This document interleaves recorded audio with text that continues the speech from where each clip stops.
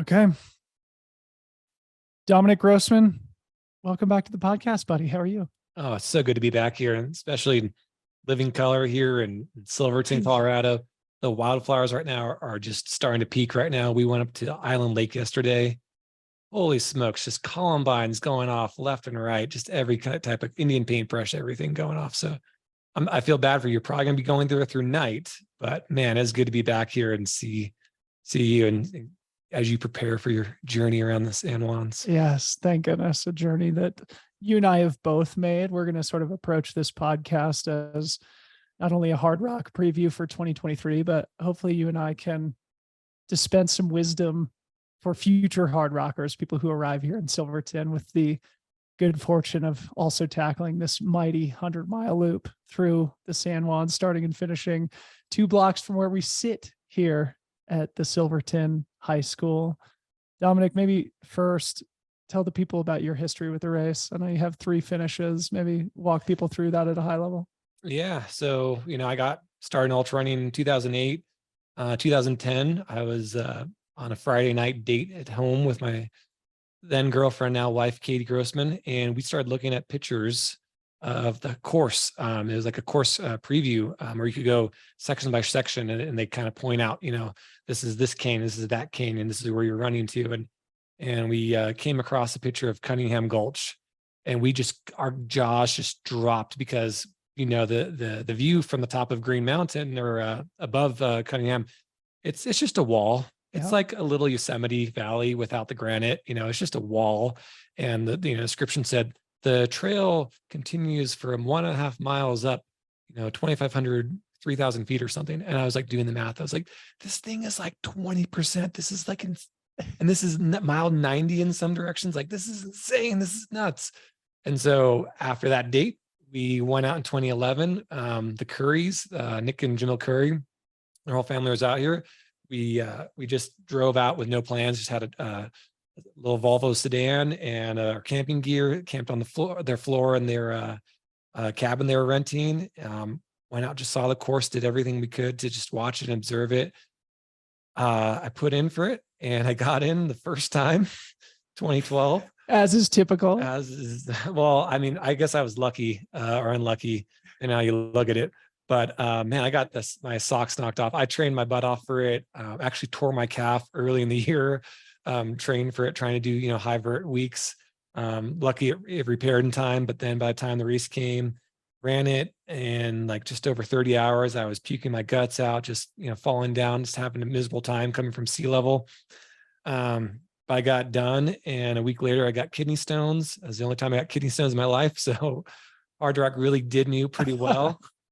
I didn't apply for another 6 years. Traumatized? Very traumatized. Still get a little traumatized on some parts of the course, some PTSD, but came back then in 2021 and ran in 32 hours. And then ran last year, found out after the race I had COVID, which is why I got in on a race morning, because the race director was saying, hey, if you have COVID or you're nervous, you can defer. So I was on the wait list. I was way back there. I was like 50th on the wait list at the start. And then all of a sudden, race morning, I get a phone call from race director. He's like, you want to run? You can run. You're in. Yep. Okay. I'm doing it. No way. And so, lace my shoes up, no drop bags, just kind of wing it. And that took 36 hours, but I did get COVID during the race. So absolutely, my throat was like completely raw. I was swallowing glass. I felt like I was swallowing glass and just completely miserable. So this year I did not sign up because good luck is sometimes too much of a good thing. So that's kind of my history. But we've been coming here just about every year, other than the birth of our firstborn, who was born on July 18th. So every other year that we've come since 2011. So it's been pretty fun. It's so funny, dude. And like, of course, you and I have so much in common, and we've known each other since we first got into the sport way back in 2008. We'll talk through some of our memories from the race, but I also came for the first time in 2011, paced Joe Grant that year, who also had a Vision Quest. And I've also been coming back basically every single year since 2011. I only have 1 finish. You have 3. But other than that, we have a lot in common. But did he see a mountain lion that year? He thought he saw a mountain lion. There aren't mountain lions around here. They don't really exist, but yeah. For those who want the deeper version of that story, go back and listen to my episode with Joe Grant a few years ago. It's a classic episode, and we recount that whole vision quest through the night that we shared together, which is now a happy memory now that the pain has faded away with 12 years of distance. Quickly tell the story of Katie also being awaiting her potential chance in the Silverton gym on race morning. Yeah. So Katie, of course, your wife. My Katie wife. Grossman. Yeah. So, she's we always talk about in our family, she is the most unlucky one and I am the most lucky one. And, truth be told, we started playing in for Hardrock at the same time. It took her, I think 5 years. Yeah. 2016, she was on the wait list, number 1 on the wait list, in the gym, all laced up, ready to go. And she's hoping, praying that, okay, it's 10 minutes before the start. Come on. I'm in. I gotta be in. I gotta be in. And they were actually calling the number of the person who was just ahead of her, saying, you need to check in. You have 10 seconds to check in. And we're like, and I'm like, what? Look at my watch. And I'm like, nope, 10 seconds got. All right, you're in. You're running, Katie. Nope. The guy comes sprinting across the gym. And then they announce the race field is full and there will be no more wait list people added. And the first thing I thought was like, oh man, I guess we're not having a kid this year. Because we were talking about her, planning on it, but not having a kid this year. So then the next year she actually got in fully, and she got to run. But man, she just was bawling her eyes out in the gym. Oh, and it was like, it was hard for about an hour. And then she was back to, having fun. And, yeah, she got to drink beers during the race. Other people. I was going to say, it's probably mixed emotions, right? Like when Yeah. you get into Hardrock, it's a fantastic opportunity, but probably for both you, there's a small sigh of relief. Her saying, oh, thank goodness I don't have to make this crazy 100-mile journey through the mountains, and you simultaneously, oh, thank goodness I don't need to babysit her through this super intense transcendental experience. But she has a finish, and so the whole family are hard rockers, and now the next generation, both Goldie and Lindy, are here, and they'll be able to observe this year's field, which will contain yours truly. We'll talk about that in a little bit. I figured it'd be fun for you and I, Dom, as two aging dads who are about the same age, who've been in the sport for the same time, to sort of share some of our early memories from the race. I figured maybe I'll get us started with the 2008 race, which is the year that you and I both got into the field. So maybe with that as a prompt, you could enlighten the listeners as to what I'm referencing. Yeah. Hardrock wasn't always this gigantic, attractor of eyeballs. Or it started back in the 90s through the early 2000s. It wasn't this thing that people were really drawn to, because I think the media was a little bit lacking. There were some amazing pictures. You'd see in ultra running magazine and stuff, but just wasn't a big competitive event, something that people, cared a lot about. And the 2007, 2008 age was, when minimalism was the inception of minimalism. And there was a runner, Kyle Skaggs, ran for New Balance, and he started just killing races, just one after another. And he had wins at Wasatch and a few others. And he was just, phenomenal runner. And he ended up coming in 2008 out to Hardrock, out to Silverton. Was here for a few months beforehand. He was a hydrologist, mountain hydrologist. So he'd run up, check out the lakes, do some research, get some miles in. And he was running, some crazy, 100+ mile weeks up here, which 100-mile week up here is not easy. 1 mile feels like 5 miles if you're, on the right grade and the altitude's kicking your butt. But he got, in wicked shape, knew the course perfectly. And he was, kind of the pre-Anton. Everyone knows Anton Kaprichka, but Anton's, peer at the time, also running for New Balance, was Kyle Skaggs. He'd have one water bottle in his pack, a little lightweight jacket, no shirt, maybe a tank top, and that was it.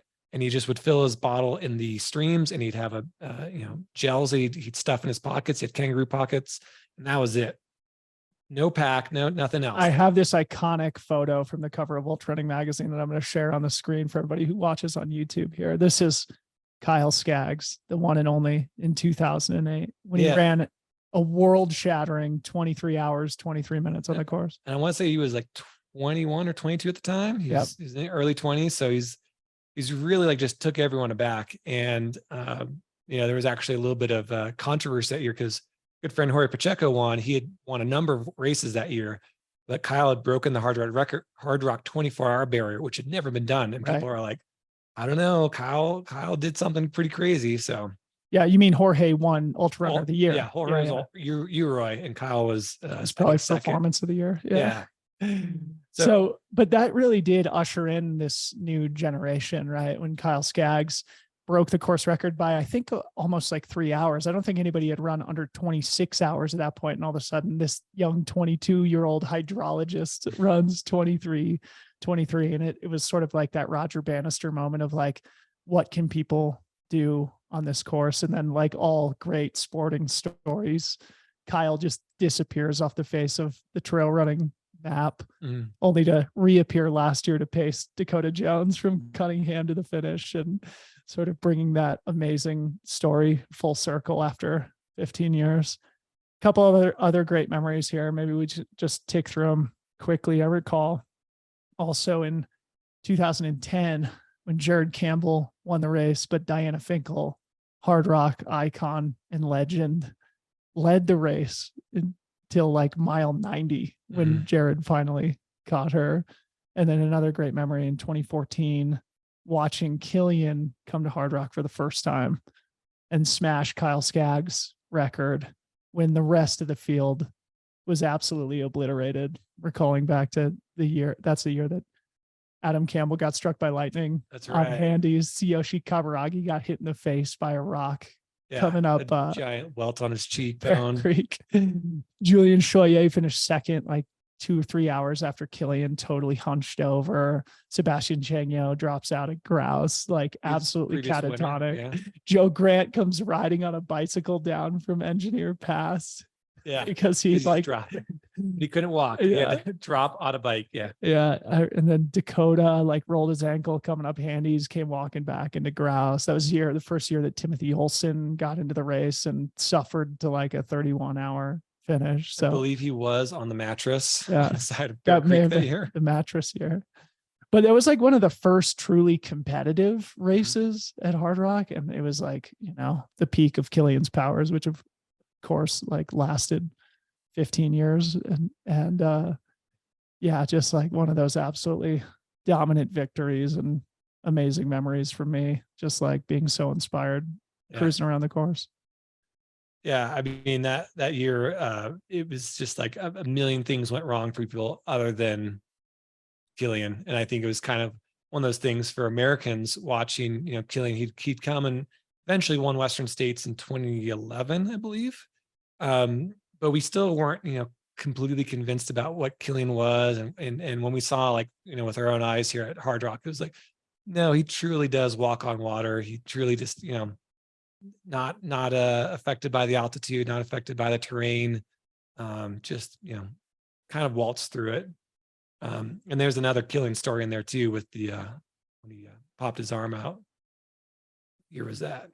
That was 2016, I think. I faced Mike Foote that year. Oh man, and that was like one of the toughest things, because Mike Foote was in probably one of the peaks of his career at that point. Really had a shot at catching him. Here is that Killian's arm has been popped out, and he's running with his arm in a sling. So you can imagine there's probably a picture you can find, but his arms in kind of tucked into his hydration pack. He's got one hand with one pole. So Killian's literally like fighting, running the race with one hand tied behind his back, metaphorically, but also literally. And Foote is throwing charges at him, right? You were there with him. Yep. Yeah. I paced Foote over Virginia's Pass from Ouray to Telluride that year. Funny story from me too. Sorry, this is sort of navel gazing, but both Tim Olson and I were pacing and crewing for Mike Foote that year, and it just so happened to coincide with like a 3-day widespread panic concert in Telluride, like a widespread panic festival in Telluride. So I crewed for him the first half of the race with Tim. Tim drove my car around to Telluride. I paced him over Virginia's Pass. Tim picked him up from there and took him to the finish. And then I hung out in Telluride for a couple of days and went to a widespread panic festival. Is the ultimate masochism and hedonism pairing. Great memories for me. So glad your kidney survived that. Yeah. Thank goodness. Anyway, I guess what we're getting around to is that this is a special race. This is an amazing event. And I'm sure most of our audience will not need that to be made explicit, but for you and I, having been here many of the last 13 years or so together, there's a lot of great memories and more to be made in the future. Let's talk a little bit about the course in particular before we got started here. You were sort of making the comment that in all the conversation about Hardrock, sometimes it gets lost just how hard this course is. So maybe with that little bit of a prompt, you can launch into what makes the Hardrock course so difficult. I was kind of thinking about this from a permitting standpoint. Most of the time you have a race that put on in the mountains. You can't go to the high peaks. You can't go to the really rocky, sketchy trails. You can't go near cliffs. You can't go on drainages, that are really overrun with snow melt and snowfields and stuff. It's just not something that's generally allowed. And so most of the American courses are protected by wilderness. So you don't get those really out there experiences. And one of the lucky things of the Hardrock course, lucky or unlucky, that depends on when you're in the race. At mile like 90 climbing up Cunningham Gulch, BLM owns most of the land, and they oversee most of it. I think there's a small amount that's the Forest Service, but it's mostly BLM.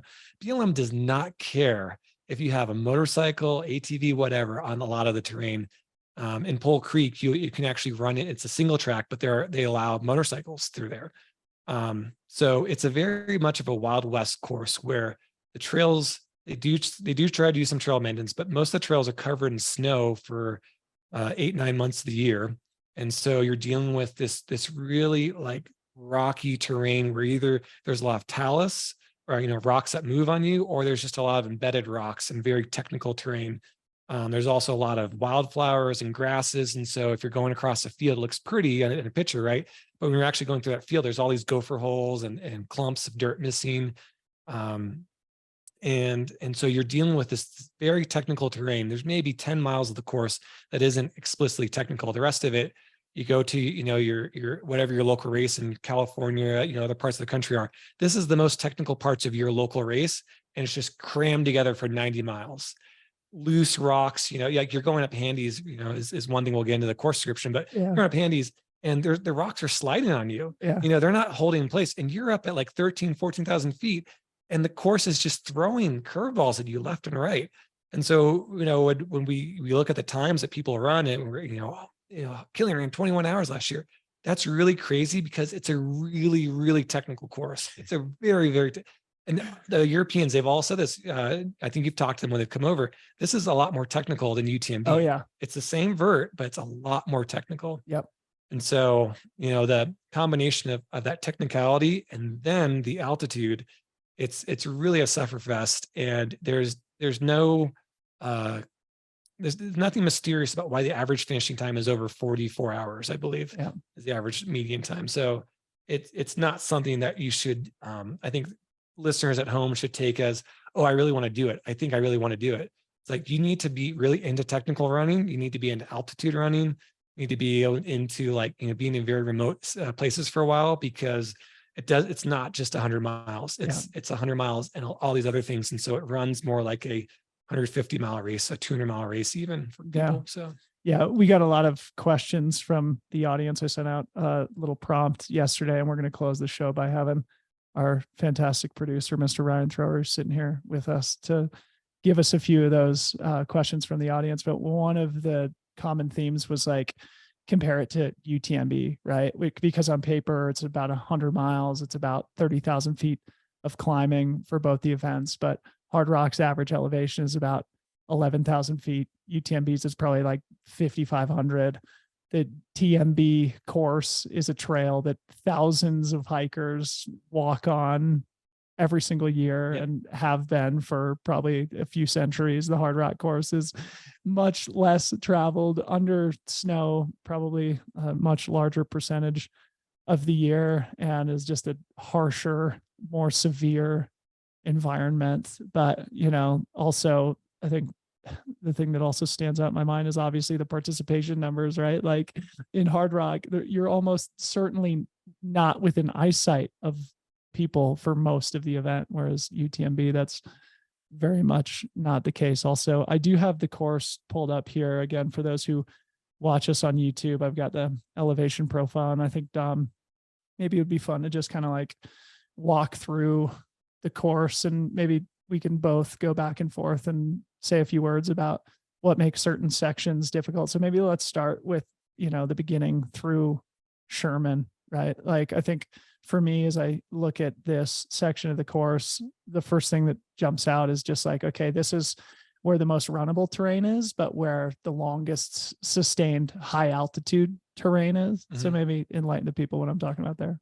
Yeah. So I think the first thing I always remember is that the climbs around Silverton are really tough and really brutal. In general, the east side of the course, which is on the way to Sherman, is a little bit more runnable, especially through Maggie and Pole Creek. But right off the bat, the climb up to Little Giant up to 13,000 feet is, really you do start with a 3,800 foot climb straight out the gates. Yeah. And it kind of is like a good, like, hello, welcome to Hardrock. Here's a swift kick in the butt. You have a nice little jaunt through the woods, very gentle climbing for about like 2-3 miles. The gloves come off. You get onto a fire road or a dirt road heading up to the single track. That's pretty steep. You might hike it, you might run it, but you hike it. Yeah, if you run it, you might regret that in short time. And then you're on this very rocky talus field up to Little Giant Pass, which is just like, it just keeps on like tightening its vise around you. I think of it kind of like a snake where it's trying to, suck the air out of you.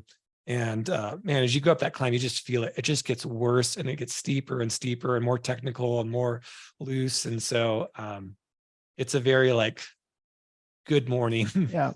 And then you drop steeply into Cunningham, which is mile 9, the first opportunity to see crew. And then I think, again, we should make it explicit that we're talking about the counterclockwise direction here. And the race, of course, alternates directions every year. I've only run it counterclockwise. You've done both directions, but we'll use this as a guide for people who do counterclockwise, and then they can reverse engineer everything we say going the opposite direction. And then getting into Cunningham, leaving there, that you're not going to see your crew again until Animas Forks. So you have, for the front runners, I think that's like a 7 or 8 hour stretch without crew. You do have aid stations along the way, including Sherman, where at least I've left a drop bag in 2021, where I plan to leave a drop bag again this year. But as you leave Cunningham, you go into that Maggie Pole Creek area that I was referencing before, where it's like a 19-mile stretch where you're above 11.5. Yep. I think the entire 11.5 for almost 20 miles. Yeah.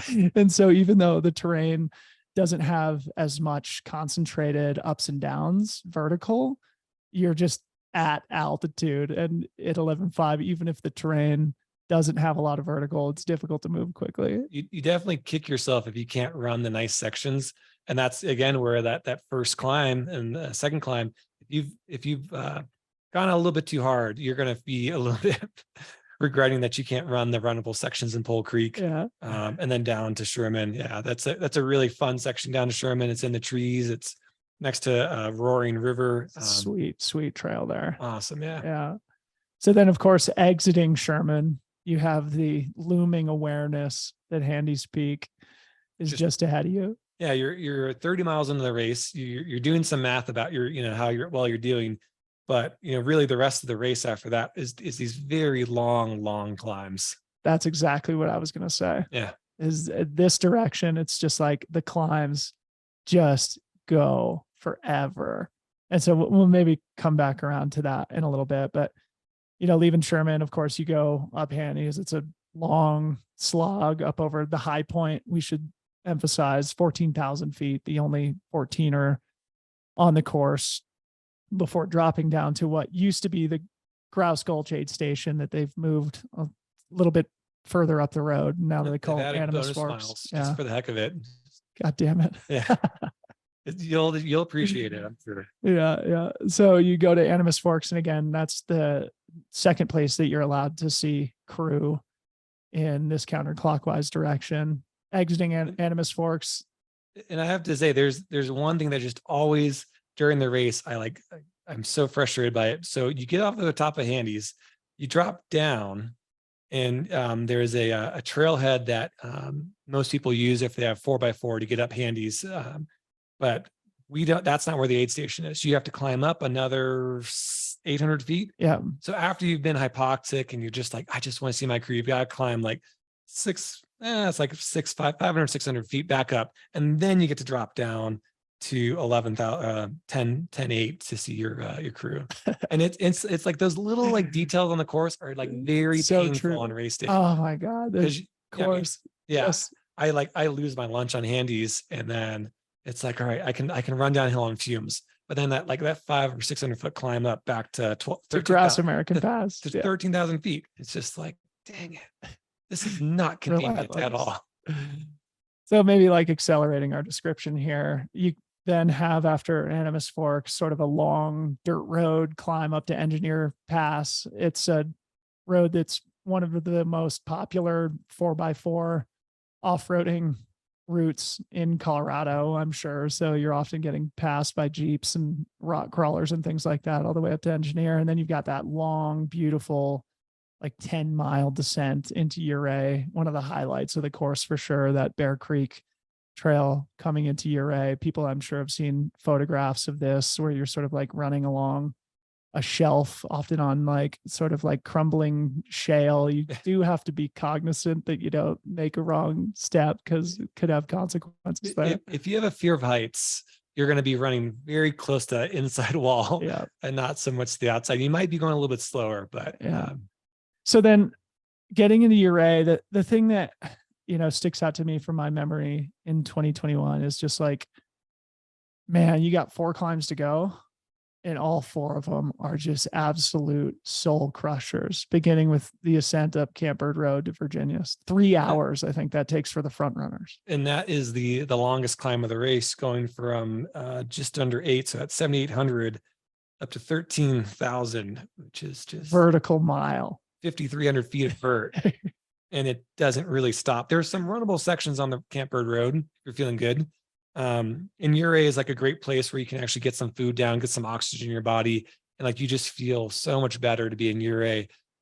If you have PTSD from the first half of the race, you might be not willing to leave Ouray. But if you can get some food down and feel better, Ouray is a great place to recharge and get going, because you're now 55 miles in. Yeah. And you've got you got Handies behind you, you've got a lot of like the more technical stuff, but then you're going into the night and into these just monster climbs. After Virginia's is, of course, Oscar's Pass. I think this is the part of the race that intimidates me the most going into this year, because I know there's a ton of snow up there. I have less than happy memories, both pacing and racing over that pass, and then followed by Grant Swamp, which was absolutely the low point for me in 2021. The infamous super loose and, off trail type, just climbing a wall effectively up to Grant Swamp Pass. I paced Katie through there in 2017 when she actually did the race, and she was just like, fighting so hard to get up to the all the loose rock and everything. And when we finally started to get close and start cresting it, she was just crying for like a good 5-10 minutes as she was making the last push. And it's so close. It's like vertically not that far, but like if you've ever been to a sand dune and you take one step and you lose it, 3/4 of the step, and you take another step, and that's what it feels like up there at that point. You might get lucky this year with the snow. The snow might move less at that early hour of the morning. So that might be a good thing for you. I was talking to Topher Gaylord, who just went up it the other day, and I think it has melted out to the point where we will actually be on earth rather than snow. The going descent up. will be, yeah. But the climb up will be on snow for sure. No, it's not. Oh, okay. I'll show you pictures from last night, man. Okay. Well, on the climb up on the north side. Okay. It's definitely snow. Not for the entire part of it. Not the entire part, but there's a lot of field snow. But on the south side, totally snow free. Yeah. Okay, cool. So I again just have my Strava up here. So for our viewing audience, they can take a look at all the passes and mountains and things that we're referencing here, but I also have mile 86 highlighted as my slowest mile of the entire Hardrock 100, 28:33, and that was going over Grand Swamp Pass. What And was the mile time there? yeah, 28:33. Oh, 28-minute mile. 28-minute, 33-second mile at mile 86. That was going over the top of Grand And I Swamp can't Pass. emphasize that enough. That's not a bad time at all. That's actually a very like aerobic pace. Yeah, there. yeah.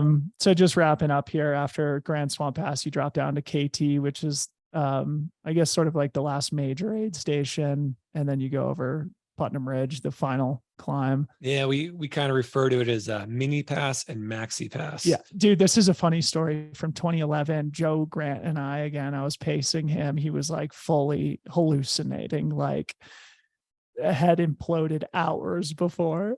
And we get up to, I think it's called Porcupine Pass there. And we thought we were at the top of the final climb, and we embraced, we hugged. We were so glad.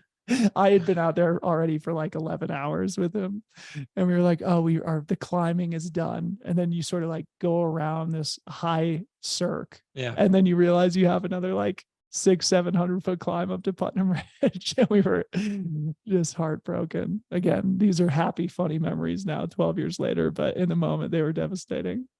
That course just does not let go of you until the end. And you're like, you feel like you're on fumes and you're so close and you can see, Silverton off in the distance, but just does not let go. Yeah. And then even like the final descent off Putnam Ridge is like rocky, technical talus fields. Then you got to cross Mid Earl Creek, and then you still have a couple more miles before you get to Kiss the Rock. That's an important distinction, is a lot of the course has what's known as tailings. And so the miners, when they were, pulling the rock, the precious ore out, whatever wasn't precious, they just toss it over. And there's the big tailings, or just piles of choss. And so the trails will just go right through those piles of choss, and you're like, your knees are, super sore, your hips, your quads are all shot and everything. And it's like, nope, keep your balance. If you don't, you're going to get a face full of rocks. So. Yeah. I recall just like had my poles out for almost the entirety of the 100-mile race. Maybe we can talk more about that later, but especially that last descent, just kept the poles out, would come to one of these little talus fields, even though it was a downhill trajectory. I just walk across it. I was just like, it's just relentless. This course is relentless. Hopefully we've conveyed that here with our long form course description. So maybe with all that preamble, Don, we could talk a little bit about what is going to make this year different and unique. I was talking to Brian Powell the other day, and he made the analog to the 1995 Western States, the year of fire and ice. Mm-hmm. What do you think? Oh, no, I'm 100% in agreement there. Just pulling up, the weather forecast, not a cloud in the sky, a high of 80 on Friday in Silverton. And that's here at 9,000 feet. There's a very interesting thing that happens for those that, don't spend a lot of time in the Alpine, is when there are no clouds, you get increased solar radiation. So, there's ways that we get hot as human beings. We get hot when, we're in a city and the concrete gets hot, right? That can overheat us. That's like convection. That's the air around you. Solar radiation is actually less in a city because a city has smog and has particulate matter and all that. So you're kind of protected from solar radiation. Solar radiation is kind of like the feeling of like when you step out of your car, you feel like you instantly get a sunburn. That's solar radiation. So it's kind of like, nuking you almost in a way. And so because there will be no sun, no clouds. No clouds. I'm sorry. No clouds. The runners, as they're, going above tree line, which is around 10 to 11,000 feet, it's tree line, you're just going to be getting nuked. And so, arm sleeves are going to be important. Keeping cool will be important. You'll go through snowfields, which will be cool, but you might want to like lay down the snowfields and like ice the legs, get some circulation going, because it will be very hot, especially when you're racing and you're pushing yourself up these climbs. Dude, forecast in Uray is 85 degrees Fahrenheit. Yeah. I doubt there's ever been on Hardrock where it's been 85 degrees in Uray. That's going to feel crazy hot. And then going back to the fire and ice theme, there's still a shit ton of snow on the course. So yeah, it's going to be a unique Hardrock. Like, I don't know. I mean, I don't know if you want to say any more about that, but one thing we haven't talked about is like the difference between clockwise and counterclockwise. Again, you've done it both directions. I've only done it counterclockwise, which is the direction that I'll do it again. this year. But there's, I don't know, there's always some conversation, if not a little bit of controversy, disagreement about which direction is faster. And the course records would indicate that they're about the same, but I wonder what your reaction is. I have a funny analogy. My kids and I, we throw rocks, in ponds of water, right? We're on hikes around here. And every time you pick up a rock, it's a different rock. And so you try to skip it, you try to throw it further, whatever, they're all different. And so, kind of the moral story here is that each direction is different, but each year is completely different. Totally. And so when there's been records set, sometimes there's been a little bit of snow, sometimes there's been no snow. It's all about the runners in the race, how they've come in, how they felt, what type of fitness they've been in. When there's no snow at all, the course can be very dry, and a little bit more technical in some ways. When there's a lot of snow, it can be, it can go both ways. On the downhills, you can say in the snow, it's a lot easier on your legs. Yeah. When you're riding really technical, rocky downhills and there's no snow, it can beat you up more. Yeah. So, every course has its pros and cons. I think this year I would not expect a new course record, just with the heat. It's not the fact that Killian and Francois are in here. Yeah, that too. That might have something to do with it. It reminds me of something I forgot to say earlier with the Hardrock and UTMB comparison. Obviously, last year, Killian broke the course record at both races, and he ran almost 2 hours slower here at Hardrock. So I think that's an indication, again, even though the courses are about 100 miles, about 30,000 feet of climbing, both Hardrock is 2 hours slower, even for the best in the world. And I think for Courtney, she's got the course record at both races. Also, I'd have to double check here, but just off memory, I think the delta there is like 4 hours. I think she ran like 22 and a half at UTMB and 26 and a half here at Hardrock. And if you get the details too, I think UTMB is like 104 miles. Yeah. So that's right. That's an extra longer course, 45 minutes, give or take on average pace. So it's more than 2 hours. It's like, 2 hours and 45 minutes. But to answer the question on the counterclockwise, if you're going this direction in the counterclockwise, right? Counterclockwise, you have a little bit faster running earlier on and more suffering later on, and then vice versa. And so it really comes down to how you approach it mentally as a runner. Do you are you a runner who's more of a second half runner, like the Nick Curries of the world, who are very good at holding back in the first half of the race? If you are, then you can make up time later on those tough climbs because you've saved your legs in Pole Creek. Alternatively, if you're more of an even keel runner, you'll just be further ahead at Uray, and then you'll just suffer more through the second half. And personally, I don't find either direction to be more difficult than the other, because all the climbs, whichever side you're coming from, they're all just brutal. And you pretty much just hike the climbs, run the downs, even for the people at the front of the race. Yeah, exactly. Yeah. I have two good Jeff Browning anecdotes here that I think our audience will find entertaining. The first of which, he said something to the effect of, you just don't make moves on the Hardrock course. You just don't make moves. You just go out there and you run and you push, but you never like I need to break the elastic on this person right now. Well, it's a funny thing because, there's a lot of parallels, I think, on this race being a really, and I have to go back to what, the interview with you and Dale was a few days ago, was it's not a race. It's a run. It's you versus the mountains. And, every time that you look at a particular section and you think like, okay, what if I do run it like this? Or what if I run like that?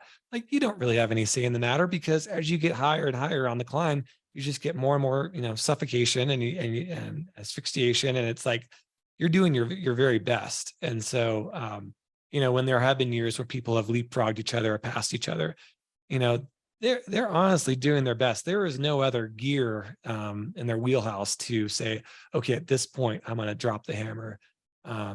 Killian might be an exception with Francois, right. Last year. That video of them going through Cunningham was absolutely amazing. Killian and Francois, the two goats, doing battle at mile 91 of Hardrock, where Killian did make his move. Yeah. But of course, most of us aren't Killian. Just for our viewing audience here, I pulled up the course profile going in the clockwise direction just for contrast, because I had the counterclockwise direction pulled up for a while. So you can just sort of see that mirror image there. The second good Jeff Browning anecdote, I was climbing handies with him the other day, and in true Jeff Browning fashion, he's like, you think of the race as a beautiful piece of sourdough toast, and you take a big knife full of almond butter, right? Or peanut butter. And you take that big, beautiful piece of sourdough toast, and what you want to do is spread that almond butter evenly over the whole toast. And what happens if you lay it on too thick early? You get dry toast by the end. You said you don't want dry toast. So guess what your boy's mantra is on Friday? No dry toast. No dry toast. Shout out to Bronco Billy. Fantastic. And I have to say, I have that same exact, like when you started talking about the bread, I was like, I already know this because I've like felt the same way. I feel the exact same way about it. It's such a long course. If you don't save a little bit for those last few climbs, when I paced Katie, she was through Telluride closer like 36-hour pace. She ended up being at just under 40 at 39:50 something, but it was that same idea that she just let her stomach get away from her a little bit too much past Telluride, started throwing up on Oscars, and then man, those last few miles just drug out. And she was glad to be done before 10 o'clock, but still, she could have left some time on the table because she couldn't quite spread out. Yeah. No knock against Katie. She is a very smart, capable woman. It's just, everyone's playing. It's a little bit of roulette. Hard to spread it evenly. You've got to decide even when it's just toast, right? Where are you placing your chips? Yeah, I know, even when it's toast. But I mean, I really think there's a little bit of a parallel to gambling in this, because when you feel good in the race, you feel good. You can't like change those feelings in your head. Yeah. And you see someone ahead of you, or you look at your watch and you do a little bit of math, like, hey, maybe I should lean into the polls a little bit more. Maybe I should, maybe I'll eat just one gel in like another 10 minutes or whatever. Right. And then you start gambling with that like nutrition and that effort level. And that's where like races can blow up really poorly. Yeah. It's such a long race. There's always time to get back. But that's what I was going to say too, just from my memories of being here as a pacer and as a spectator. When things go sideways here, they go sideways in a big way. And it's hard to contain the damage, right? Because the course is just so big and so hard and so remote. And oftentimes you have hours and hours between crew resupplies and even aid stations at times that if it spirals bad. So even spread, no dry toast. Dom, before we get to some of our audience questions, do you want to do a preview of this year's race a little bit? Just talk about some of the characters, or should we leave that? Favorite I would pick right now. It's kind of hard. I'm not, and I have to say, Katie and I have been talking about this. Like, this is the worst place to be, because most of your career, right, you've been chasing some of the goats of all time, right? You've been see how close can I get to Killian? How close can I get to Francois? What can I do? And I'm sorry to say this, Dylan, but you are the favorite. No, I know it's a horrible juju. You hate hearing it. You don't want to know, but your boy, Dylan Bowman. I appreciate that, but I beg to differ. I mean, you have a solid resume. I'm sorry, you can't outrun your resume right now. Oh, thanks. But it's also, I haven't really trained in 2 years until these last 2 weeks. So that's the one thing I do want to give you, is that the dad strength is a real thing. So is it? I'm not real thing. I'm not convinced. So I mean, I've at least I have this problem where my kids are ridiculously cute, and I really can't get enough time with them. Yeah. And I've trained a lot less in the past few years, for sure. But what I've noticed is that the cross train of carrying them around, walking around with them, being on your feet, being up at all hours of the night. It kind of comes into play. And so all those workouts that you've done before having kids, they still count. You don't feel as confident because you haven't done those workouts with kids, but you've done those workouts before. And so they still count. And you have this extra gear of this primal urge of like, I want to run hard for my kid. I want to get back to the finish and hug my kid and walk across line with them. And I feel that, mileage is relative in training. And you also have the stress of, keeping a kid alive, running a business, doing all that stuff. Being a breadwinner. Well, I mean, I appreciate it, but yeah, I certainly don't view it the same way. But I think without going into every single character in the field, maybe a funner question for you would be is what do you think about Courtney? I think Courtney finishes on the overall podium, if not wins outright. Oh yeah. I think it's going to be actually, depending on how the temperatures, play out. If it's a really hot day, heat can affect anyone more or less than another. There is a chance that we see Courtney going after you. If you're having some rough moments. She ran her butt off at Western States. I'd give that as kind of a vote in the column of, I don't think she's going to catch you, or maybe some of the other top guys. But at the same time, this is the Ironman analogy, right? You do a great job on the bike, and all of a sudden you've got all this endorphins and adrenaline going, and you just kill the run. And I think that in a way, Western States is the bike. She's on such a heater right now. I'm through with doubting anything that involves Courtney Dauwalter and what she's capable of. I think, I think she could run sub 24, which would be a 2 hour, 45-minute improvement over last year's time for her. I think that she's really gotten to the point of like completely tapping into her, raw talent. And we might be lucky to see it if it works out. I mean, the temperatures are not going to be nice to her, but we'll see how she uses the snow and how she, takes her Western States heat training and stuff, figures it out.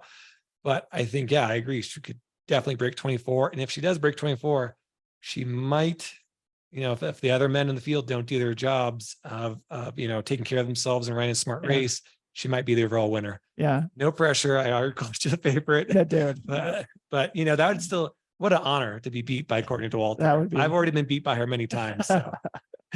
So maybe just to give a shout out to some of the other characters in the field. I was running with Yassine Daboun the other day, and he made a comment. He was like, dude, it's like Western States 2011, 2012, because it's like Yassine, Jesse Haynes, Jeff Browning, Paul Terranova, myself. It's like some of this old guard guys who've been around for a long time. I would view the two French guys as being the two favorites in the men's race, Aurélien Dunod-Palaz and Benyat Marmasol, both who've been high up at UTMB. Benyat won the Grand Raid last year. I bumped into Aurélien up on Oscar's Pass the other day, and he's definitely a freaking stud of an athlete. Of course. Oh yeah. Yeah. Not taking anything away from them. I think they're very capable. It's just always this question of how do they translate onto the Hardrock course? Right. Hardrock's very technical. Aurélien will do great with that. It's the most European style 100-miler in the US. 100%.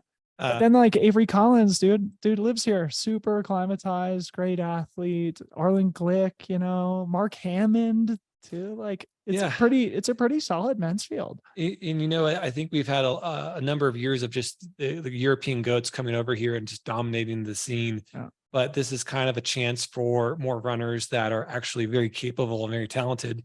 Paul Terranova lives in Leadville now, right? Or just outside of it. He's a great high altitude runner. He's done top 10 at Western States. He's a very talented runner. He doesn't get a lot of limelight because usually there's a lot of other big names in front of him, but he could do very well here. He could be in a 25, 26 hour range if everything goes well. Yeah.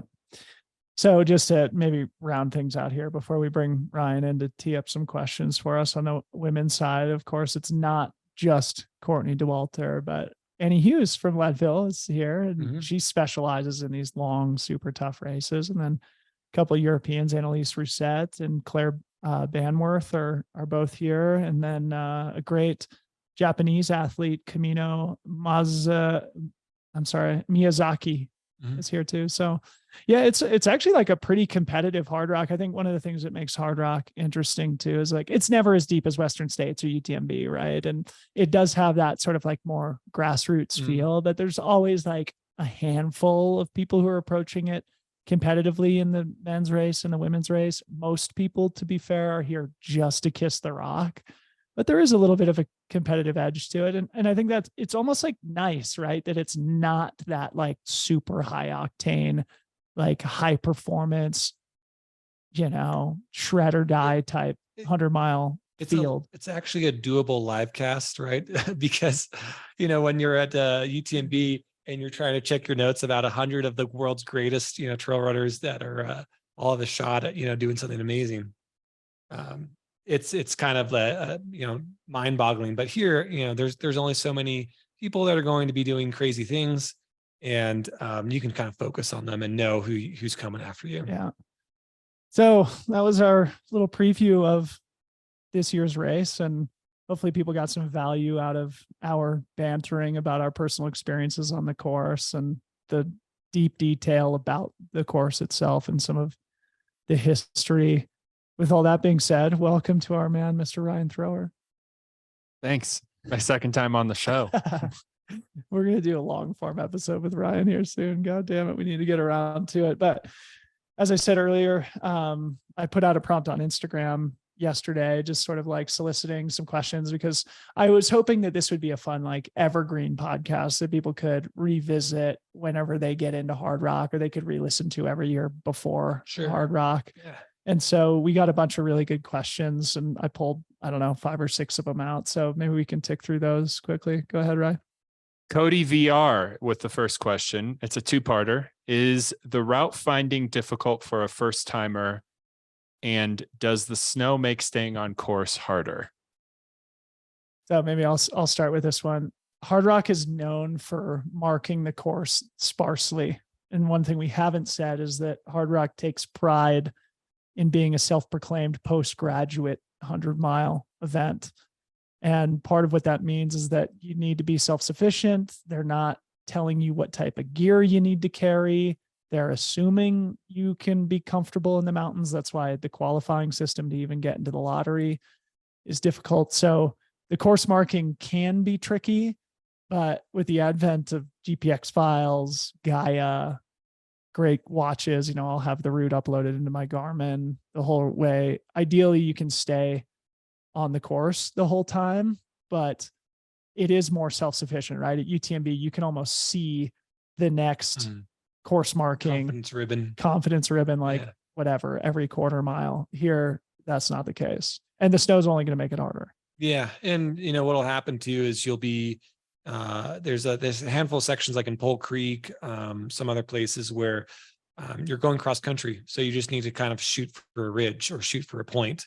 And, people take different routes, and so that the route isn't really dialed in. So totally. Yeah. That's a good thing to emphasize too, is like, there's a bunch of spots like that. Like when you drop off Maggie, right? Or when you drop off Green Mountain, or when you drop off Engineer, right? It's just like, okay, sometimes there's a cairn, but you're just like going through a grassy alpine tundra, and you just sort of have to either follow a cairn, follow a course marking, or follow your gut / the GPX file in your watch.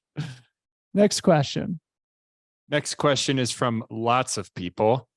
How do you approach the altitude adjustment, and how do you factor altitude on race day?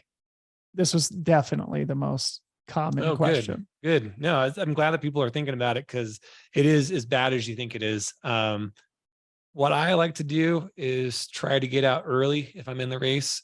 So I try to, get out a block or 2 or 3 weeks. And here's a very important little tidbit, is that you want to be at altitude, get used to it, get kind of like calibrated, if you will. But being at altitude actually sucks red blood cells out. It stimulates, growing them, but it also kills them off too. I love how you elongated. It sucks. It sucks. Red blood cells. Please elaborate. And so what will happen is you'll actually become, you'll get calibrated mentally about your effort level and how hard you should push, but you'll actually lose red blood cells. So if you can, maybe a week before the race, maybe 2-3 days before the race, spend a day down in Durango or somewhere lower, get your red blood cell count back up a little bit. But the other thing with altitude is that when you stress about it, that burns oxygen. So you can't obsess about it and be like, oh, my pulse ox on my watch is saying I'm this or that. You gotta let it be what it is. and you've got to be patient with it. There are some really painful things about the course where, you start feeling bad at 11.5 or 12,000, and you got to go up all the way to 14, and it's happening. You're just getting weaker and you're losing power and it sucks. And you've just kind of got to do, one thing I'll do is breathing exercises. So I'll do like a yoga flutter. I'll take a deep breath and just try to compress my lungs a little bit, so the vibration will kind of relax them, and then it'll help to get the alveoli in the lungs to absorb oxygen a little bit better. So little tricks and tips you can do. Ultimately, it just sucks. And it just takes time to adjust. So if you can, and I realize that it's a luxury, but if you get into Hardrock, you should do everything in your power to come out to Silverton or somewhere in the neighborhood and acclimatize for a while, realizing that that's not necessarily practical for a lot of people. But in Silverton, for those who haven't been, there's abundant free camping all over the place. So you don't necessarily need to have a luxurious Airbnb. You can come out with a tent and live on the land in a rustic way and become one with the earth and one with the mountains, which I know is something you guys do as a family every year. Oh yeah, that's what we do. And Dakota last year had a great race, and he did that before. There's nothing wrong with camping. You can get a pretty good setup for a couple $100, and you'd be totally fine. But one thing that I think is worth mentioning too about the altitude, I mentioned this in my I Run Far interview the other day, that even the runners from the Front Range, right, struggle when they come up to, Silverton's at 9,300 feet. Boulder's at 5,500. So it's almost twice as high. Even people in Boulder, when they go up to 11, 12, 13,000 feet, they are feeling it too. So for sea level runners, it need not be totally intimidating. Like even for people who live at relative altitude, they need to acclimatize for Hardrock also. I'll be here for 2.5 weeks before the race this year. Last time in 2021, I did a 6-week camp in Mammoth, realizing that's totally impractical for 99% of our listeners. But really, I felt like I didn't feel super dialed at altitude until like that last week that I was high. So I'm self-conscious about being here for only 2.5 weeks this year. But I think altitude, for those who are listening, you can sort of operate with the assumption that something is better than nothing and more is generally better. Some people say like either show up the day before or show up a week before. I don't know necessarily how true that is. I always feel like the first 2 or 3 days are like the hardest, and then I adjust. Every day gets less painful after that. So I've never bought into that arrive a day before or a week before. There is one thing that, when I lived at sea level that helped me, and it was the Hypoxico tent. Yeah. You don't get anything for free with it. You don't just sleep in it and just feel great. The next morning, you actually feel a little groggy the next morning and kind of tired, but that can help you as well. It's even better to use it on a bike trainer. On a bike trainer. Yeah. Yeah. And so then you get that real simulation, what it feels like to be hypoxic during exercise. Whereas if you sleep in an altitude tent, you don't get that same like desaturation of oxygen. And I feel it just really helps with that, like, building resistance to hypoxia. And if with that mental component that you mentioned, like, cause it's just hard. Yeah. And when you're fit and you come to altitude and you feel like shit, it's easy to be like, oh, I suck. Right. And, you have to like, I actually will use it on the treadmill even, run with the mask. Once you kind of like just appreciate that, like, this is what it is. And I'm at least making like a mental investment. And like, I've been suffering, I've been trying, I've been on the treadmill, with the mask or whatever, I've been sleeping in the tent. It gives you that next level of like, all right, I've done what I can. Right. And that's what you need to have coming into the race, is that mental, like, I've laid it out. I've tried my best. Here we are. It's still going to be hard. It's hard, but at least I've done something. Yeah. So next question. Next question's from my girl, Corinne Chavoy. Shout out to Corinne. Is training climbing or downhill? Oh, sorry, I'm saying it wrong. Is training climbing or downhill legs more important if you had to choose one? So the reason I pulled this one is I thought this would lead to a fun kind of like strategy question. Because in 2021, my main strategy going into the race, especially going this counterclockwise direction, was to run all the downhills super easy, because you finish with those 4 ridiculous fucking climbs. And it's just like, okay, whatever I can do to climb well on those last 4 climbs is valuable. So for me, like, I don't know, the question is more about training, but you could take it either direction, training or race strategy. But for me, like, you know, again, you hike the ups, you run the downs. And if you can run the flat stuff, like the short stretches on Camp Bird Road and the other minimal flat running that exists on the course, like between Sherman and Burroughs, maybe. But for me, I thought it really helped. Like, just, okay, I'm going to just take it easy on the downhill so I can hike strong on all the uphills. I thought that paid off. Yeah, I think you have to have the quads ready to run down and not hike down the hills, because there actually are runners, you know, in the mid pack that are just, their quads get shot and they have to hike a lot more of the downhill than they should. As ultra runners, you know, you should always try to use gravity and running downhill. So you can't overlook the downhill. But I agree with you. Most of your time is spent climbing. And so if you can power hike well, you can do really well here. Nick Curry is like a perfect example. He's run sub 30 a number of times, and he's from Phoenix. Phoenix doesn't have altitude, but he's a great power hiker. Just really activates his glutes. So if you could get, you know, a really steep treadmill, or have a hill by your house that's really steep, practice power hiking, you know, engaging the glutes. You want your butt sticking out there, man. You want like that badonkadonk just firing off as you're marching up. And then you want to be able to always efficiently run downhills, what I would call it. Not bombing downhills, but efficiently running downhills. Yeah. So obviously you need to be trained for both the up and the down. But I think the way that you approach the race with where you expend your energy, obviously, yeah, like you said, the vast majority of the time is spent climbing, and at Hardrock, it's probably at least 2/3 of the race time wise, you're just hiking uphill. Yeah, for me, I'm more of a downhiller, and it's probably like 3/4 of the race is hiking uphill. Yeah. Next question. Liam Tryon asks, what's the crux of the race for both clockwise and counterclockwise loop? So I'll go first with this.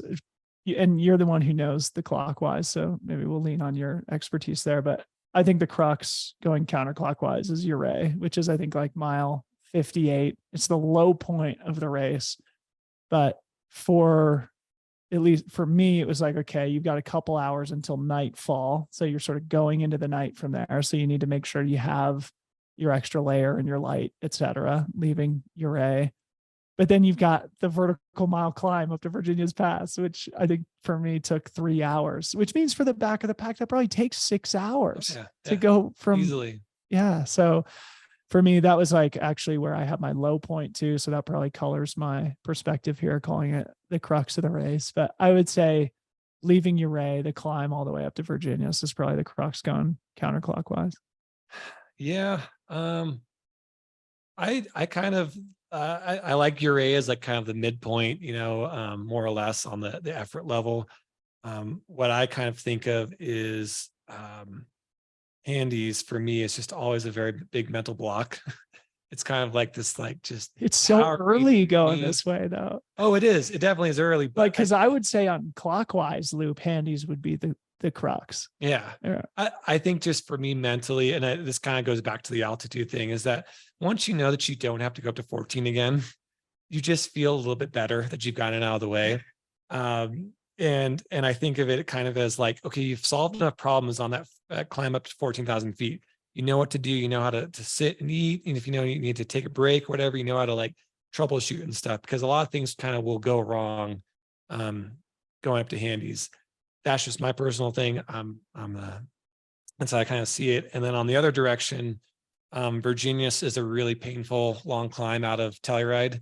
I still think Handies is a little bit of a crux later on, that because getting past Handies is like really pivotal, just in my mind, because going up to 14,000 feet just again sucks. But I think Virginius is like a big I don't know, block that you got to get through, because it's just one of the, other than Handies, is probably, in my opinion, the second toughest pass from either direction. Yeah. So. Yeah, I would agree. And then, yeah, going clockwise, I would say, yeah, leaving Animas Forks, it's sort of like your A, where for the front runners, they're going into the night, they're going up to the high point of the course. Yeah. So anyway, good question from Liam. Let's go to the next one.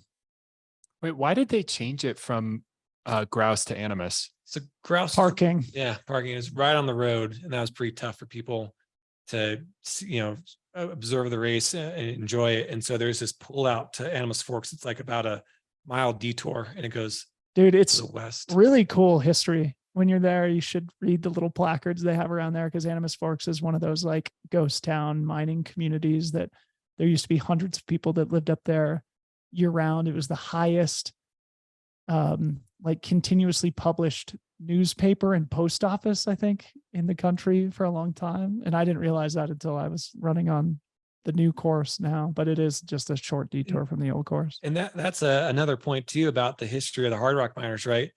If you go into, your Gaia or your CalTopo and you look up mining sites, the entire mountain range is just covered in them. Just like they just basically work their way valley through valley through valley. There are railroads that went all through here and everything. Like everywhere you look, they have tried to mine. And so it's Ryan and I were just talking about that this morning, because Yeah. we were just up on Mullis Pass and we were coming down and we are just like looking around, and you can see trails and dirt roads everywhere. And now it's become kind of the epicenter for off-roading, 4x4, Yeah. whatever you call it, four-wheeling. OHV. Yeah. Yeah, OHV. And, it's because of those hard rock miners that we're all able to recreate, with relative safety, because they laid that foundation, laid all those trails and roads throughout this incredibly insane, harsh mountain environment. Yeah. It's a great history.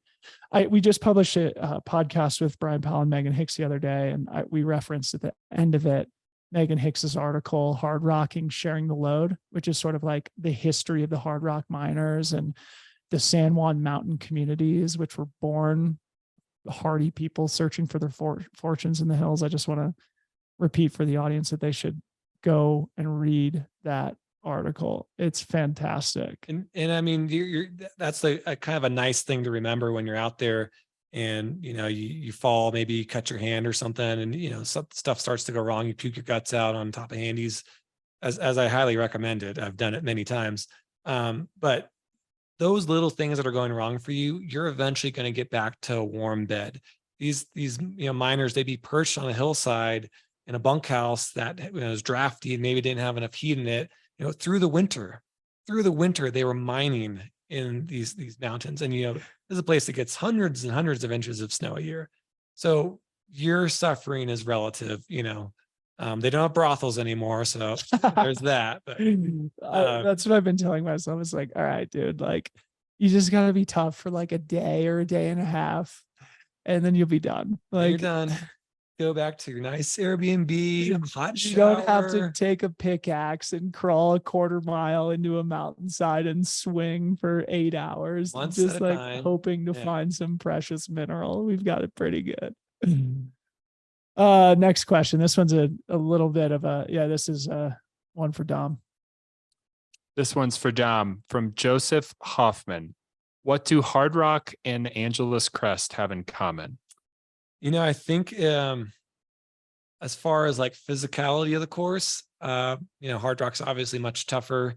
But as far as, kind of the values and the roots of it, they're there for the communities, right? Hard Rock is here for the, bring economic activity to Silverton. AC, brings a lot of economic activity to Wrightwood. And so they aren't races that are run with a lot of fanfare necessarily for the competitive aspect. It's for the communal aspect. And so I think there's that. Also, AC is one of those old races that tries to hold on to its heritage. Hard Rock does the same thing. They don't like to take big, massive jumps and into the future. So it's kind of cool because when you run AC or you run Hard Rock, this is how the way ultra run used to be before there was the circuses of Western States and UTMB and everything, and even like Javelina is a circus, right? Yeah. And so it's kind of like a step back in time to where it's just some people. I always liken it to the phrase of all ultra running is a bunch of people riding around the woods. That's all it is. And isn't that so great? Like that the two things still exist and Yeah. that, like, Hard Rock is still such an important race. AC to a lesser degree, like for those of us who are in the know, like that's a sick course in a race that we want to do. But like we can also admit that UTMB and Western States are sick, right? But then yeah, you can go run a super grassroots race, 100-mile race 100%. at AC. And I guess we should mention that you're sort of like the unofficial mayor of Angeles Grass. How many finishes do you have there? Is it 8 or 9? Oh I'm coming up my on 10. God.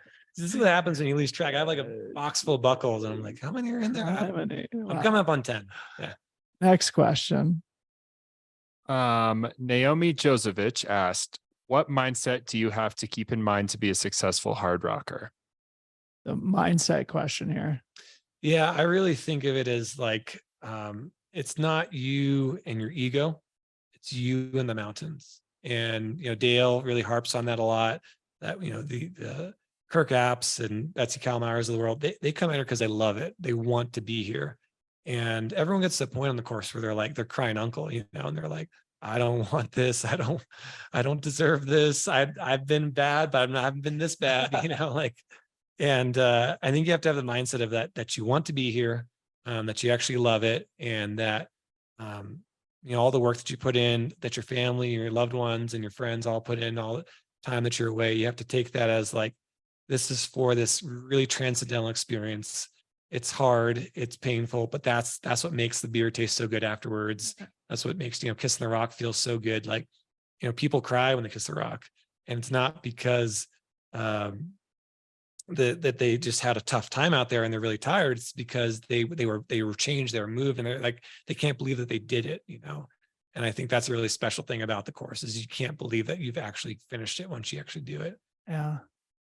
Yeah, I would say on the mindset thing, something I tried to keep in mind in 2021 was really just stay mentally engaged and understand that you're running Hard Rock. It's such a privilege. It's such an honor to be one of the 146 people that get to step to the start line and go experience this amazing 100-mile loop. So if you can kind of keep that appreciation throughout the course of the run, which is much easier said than done, you finish feeling happy. I mean, I remember, and this is in the video that Ryan made that we released last year about my 2021 race, where I crossed Mineral Creek mile 98. And I was just like, this is the best day ever. I just loved it. I enjoyed it so much. And I had a long low point. Yeah. But I still just loved it. It was just stay engaged. And, the last thing I'll say too is that you have to have a mindset. It's not 100 miles. 100 miles is like, okay, I run for 10 minutes and a mile goes by or whatever. That's just not Hard Rock. You can run for 10 minutes and you might only get half a mile, because it's so freaking steep and so technical. So you have to think of it more as it's a journey. You're just trying to get around the circle. And when you get there, you get there. Whatever the numbers on your watch say, they're kind of irrelevant, Totally. Yeah. Next question. All right, we have 2 more. Second to last one's from Matt Wardaw. What are your favorite course spots and sites along the way? I figured this was what's your favorite spot on the course? Yeah. For me, thinking to 2021, I had so much fun on the descent off Handies. You mentioned that there is that 500-foot bump on the way down over Grouse American Pass. That's a little bit of a kick in the butt. But once you get over that descent down to what was Grouse Gulch, now Animas Forks, that was one of the highlights for me. And then we mentioned it earlier, but the descent down Bear Creek to Uray, just a beautiful, lovely, runnable downhill trail. Yeah, man, you're stealing mine. I'll I guess add on to what you said, because I 100% agree with those, is that be on top of Handies. And actually, when you really get to know the course, you've been out here for a few times, you can pick out where you're going, what you can see. You can see off in the distance Snuffles and, Telluride and all these places. Being on Handies is really special. I really, being a downhiller, I think always the last downhill of the race is really special to me, because man, finishing that last climb, whether it's on Putnam or on Little Giant, you're just you feel such joy knowing that gravity's on your side. Yeah, there might be some little rollers, but you get to like, look back on everything you did on that last climb. You see, all the stuff behind you, all the pain and suffering, and then gravity is taking you home. Your quads may be shot, but who cares? You don't have to climb anymore. So Yeah, I guess it probably goes without saying, but the whole course is freaking spectacular. The top of every pass is ridiculous. and it's funny, you're on some of the low points where like there's this traverse from Sherman to Burroughs Park, and you're on a dirt road, and there's other cars on the road.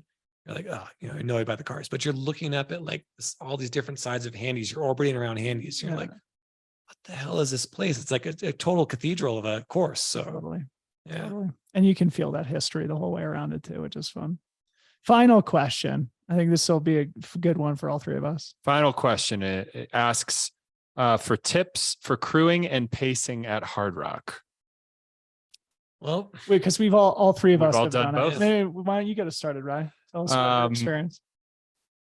Well, for me, I think it's important to remember that, I didn't, like last year I paced, and the previous year I shot, and I don't train for altitude for this. So to drink extra fluids and take care of yourself. But yeah, I think that's it. Cause I paced my friend David Huss last year. We went over 13,000 feet 3 times, and, I live 14 feet above sea level in Seattle, and I didn't do any altitude training. But yeah, I don't know, because it's easy, like you said earlier, like you're running and you feel terrible, and you look at your watch and you're going at like 12-minute pace on a flat air instead of 8, and it feels like you're doing 6s, and you're like, I suck, I'm the worst athlete of all time. So my advice, I guess, would be just to like remember to be good to yourself and take care of yourself. Totally. It's brutal, especially if you haven't been training for it, Yeah. So altitude does two things. It dries you out, and it also suppresses your appetite. So you got to like really be focused on like eating and taking care of yourself, even when you're not hungry. Bring candy, a lot of people ask the whole like altitude nutrition question too. I don't know if we need to go into that, but yeah, I think, as pacers though, I would just say that what a great way to experience Hardrock though, without being in a race, and what a great way to prepare yourself for the eventuality that you get in. Like pacing here is obviously a great way to just prepare for that eventuality. Yeah, I think they do a thing where they pair people up. If you offer to pace, there's somewhere, is it in the gym or is it online? I mean, even just crewing, it's great to just be here, feel the vibes, see the mountains, do some training while you're here. I mean, or even if you're not, don't have anybody to crew or pace, just come to Hardrock and be around it. I mean, it's great. But I would just say, like, from the crewing and pacing perspective too, like we mentioned earlier, that when things go wrong, it's like they go, it's just hard. The race is so hard and it's so long that you just kind of need to be prepared to help your runner, like really troubleshoot, to stay tough. This year, we're likely not going to have weather, but oftentimes mountain weather is something that people deal with. So you're thinking about their safety, making sure they have enough gear. It's a postgraduate event, so there's no mandatory kit. So as crew or pacer, you need to make sure that your runner has those like basic safety elements, poles, pack, lights, waterproof things, extra layers, things like that. You have to kind of think that your runner is basically like a drunk, out of their mind, very, very forgetful, very capable, but very forgetful. And so you got to ask questions and be like, you need this, do you need that? How are you eating? How are you feeling? And even if they give you a bad answer, like, I'm eating enough, like, probe them a little bit, say, hey, can we try something else? Can we try something else that you like? And just go to whatever lowest common denominator is, if it's a Reese's cup or something, or a cookie, whatever, just to get their blood sugar back up. So fruit, I think, was the key for me in 2021. And I think that's something that I'll lean on again this year, and that maybe our listeners would find some value in. I also wanted to add, I think one of the hardest parts of crewing, depending on the runner you are crewing, like we left Chapman aid station at like, I don't know, 2 a.m. or something. And we had a 2-hour drive back to Silverton. Maybe it was, we left at midnight, and I don't remember what time it was, but it's almost 2 hours. Maybe it's more than 2 hours. And there's like animals on the side of the road. True. And you're trying to stay awake. And it's like the most dangerous highway in America. And you're just like, so, it's something to think about, that like you are up all night. That's what makes the counterclockwise direction harder for crewing, because when you go the opposite direction, you have that huge gap between Animas Forks and Mhm. Cunningham Yep. at night. So you can probably get like 6 hours of sleep before you go do the final aid station in Cunningham. Going counterclockwise, you're doing all those critical aid stations, Uray, Telluride, Chapman at night for the front runners, at least. Something people don't realize is that everyone's like cheering on the winner. It's like, yeah, good job. And it's like, those crews are driving on windy mountain roads at 2 a.m. and you don't have time to stop because they're going to be at the finish in a few hours. So yeah, try to take care of yourself, nap when you can, always nap whenever you can. There are gaps and stuff, but man, you have to really be aware, even though you're checking your phone, you're trying to track your run and everything, like you are a human being as well. You aren't a robot. So Yeah, I remember Pace and Joe Grant, those last 30 from Telluride to the finish in 2011. I think it took us like 12 or 13 hours, and I was blown. I had done 100 miler, I think, in my life at that point. It was like the second longest I'd ever been out. I needed a crew and a pacer for myself, and I was like babysitting Joe Grant. So Katie did a 45-mile push with Howie Stern, and it took her 27 hours of pacing. Oh my God. And she got done and she literally just crumpled in a ball and cried. Because I think like she had like his pack had like failed. So she'd give him some water and she was dehydrated and all this. And she was just like destroyed. So, yeah. That's Hardrock. And That's what a perfect way to close it out. Any final words from you guys? That was an awesome long episode. I hope people really enjoy it. Any closing thoughts? I think I can't say it enough. There's always going to be a lot of criticism for any race that's popular. I think the criticism is always, it has to come from a place of love and, wanting to see it get better and improve. But at the same time, one of the things I've really appreciated over the years of coming here, because I've had those criticisms, like, oh, it should be bigger, it should be more, this, that, whatever is that. This is a family, and you're always welcome in the family if you want to come and invest some time and energy in here and either be a volunteer, crew, pace, whatever it may be. But it's a really special place. There's a reason they're protective of it, because it's so special. Anyone can destroy anything, but it takes a lot of love and heart to keep it going. And so that's why we come out here every year, whether we're in the race or not. It's a really special place. It's a really warm family, and it's brutal. So be careful what you sign up for and what you wish for, because sometimes you get more than you bargained for. And actually, most of the time that we go on a hike out here, we get more than we bargained for. And those are just day hikes. So you can do the math on the race. So.